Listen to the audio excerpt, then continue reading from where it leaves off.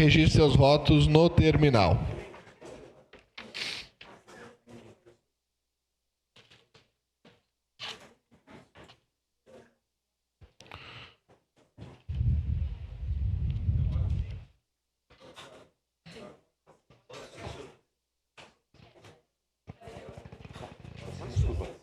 Com o voto favorável do vereador Zé D'Ambrosio.